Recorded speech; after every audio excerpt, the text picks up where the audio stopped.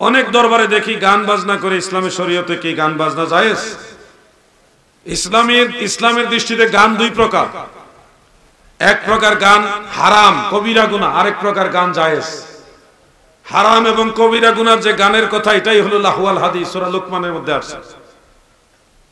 এটার ব্যাপারে সমস্ত মুফাসসিরিন, সমস্ত আইম্মায়ে কেরাম, আউলিয়ায়ে কেরাম সবাই একমত যে অশ্লীল গান, যেই গানে মানুষের কুরিপু জাগ্রত হয়, গুনার কাজের দিকে নফস উৎসাহিত হয়, ওই ধরনের গান হারাম এবং কবিরা গুনাহ।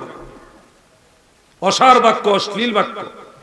আমি আর সেগুলির উদাহরণ দিব না, কারণ উদাহরণ দিলেও তো আমি সেই একই কাজ করলাম।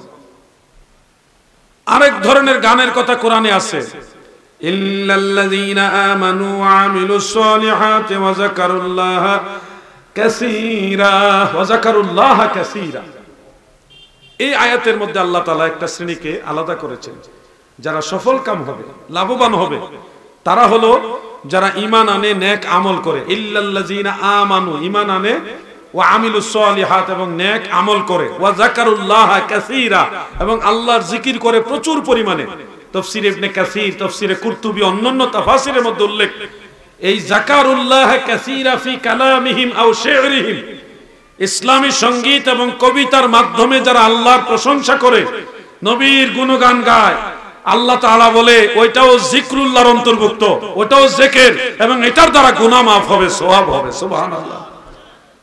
অতএব গান দুই প্রকার, একটা ইসলামী গান আর একটা হলো অন ইসলামিক গান, গুনার কাজ। আমরা ইসলামী গান গাই, সব বক্তারাই গায়, নবী মোর পরশমণি, নবী মোর সোনার খনি, নবী মোর পরশ, নবী মোর সোনার খনি, নবী নাম জপে যে জন সেই তো দুজাহানের ধনী, নবী মোর পরশমণি। এটা ইসলামী গান, এরকম গান গাইবেন। দাদু, ফিকহের মাসালায় বাজনার বিষয়টা অনেক লম্বা আলোচনা। আমার পরামর্শ হলো সহিহ হাদিস মোতাবেক আল্লাহ রসুল, আমাদের প্রিয় নবীজি রসুল আকরাম সাল্লাল্লাহু আলাইহি সাল্লাম দব বাজানোর বিষয়টা সাহাবায়ে কেরামকে উৎসাহ দিয়েছেন।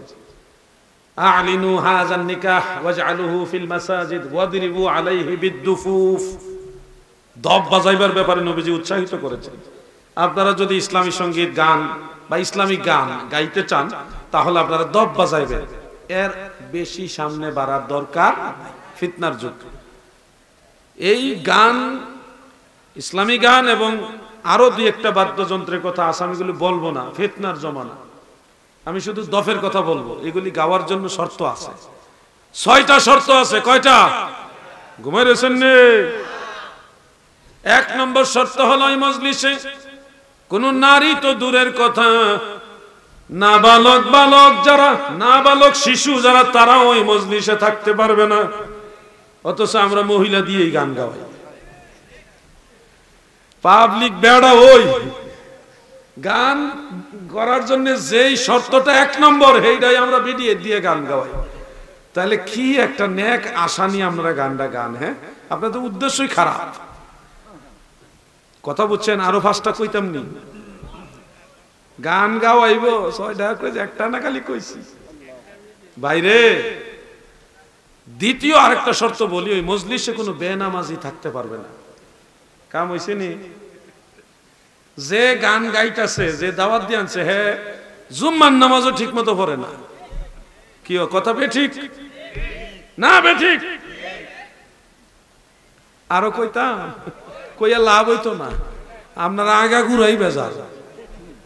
2টাই কইলাম, 2টাই থাক ভাই, কইয়াই লাভ কি? আপনারা তো চরিত্র পরিবর্তন হইতো না। কি এমুক সরকার তমুক সরকার, শিল্পীরা হন আমার বিরুদ্ধে লাগলো, এই জন্য হেরা ব্যবসার আঘাত লাগলো।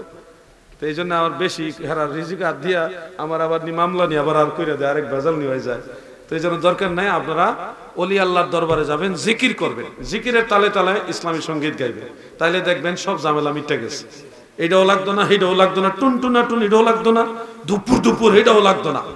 সবচেয়ে বড় আনন্দ হলো জিকিরের মধ্যে। জিকির করবেন, জিকিরের তালে তালে গজল গাইবেন, গান গাইবেন, ইসলামী গান, তাহলে সবচেয়ে বেশি মজা।